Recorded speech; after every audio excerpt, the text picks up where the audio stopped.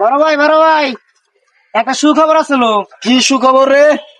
যেটা ওই তুই ওই সাইডে যা দাঁড়া প্রচুর পরিমাণ রোদ করতে আছে। যা যা আমি যাইতেছি, কামনা সাইডে যাইতেছি। দেখি ছোট ভাই আমার কি কয়। এত পরিমাণ রোদ, কঠিন রোদ। বড় ভাই যা এত শুনে দেরি কে? আসি। বড় ভাই এত দেরি কে? আরে কইস না, ওই যে কাম কইস না, সারাদিনকার হাজিরা কাম তো। তা মানুষের কাম করি, যে পরিমাণ রোদ এই থেকে করি থেকে দূর দিয়ে যে শ্যামার মধ্যে যা বহি।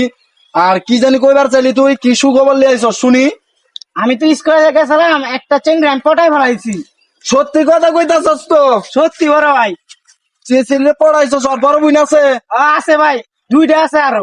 আরো দুইটা আছে? হ্যাঁ। আচ্ছা তোর আমি 100 টাকা দিতাছি, ওর 14 গোষ্ঠীরে খাওয়াবি। পারবি না? বারমো।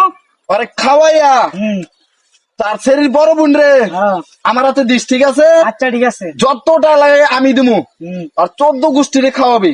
আচ্ছা ঠিক আছে। এই কথাটা মনে থাকবো তো? মনে আছে। যা, আমার ওই কামটা সাইরা আমি যাইতাছি।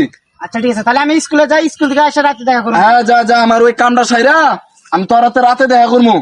আমার ফের অনেক টাকা লাগবো তো, যার কাম করি। ঠিক আছে যা। আচ্ছা থাকেন। আমার ওই কামটা কইরা আহি, আমি তোর সাথে রাতে দেখা করবো না। হ্যাঁ আচ্ছা।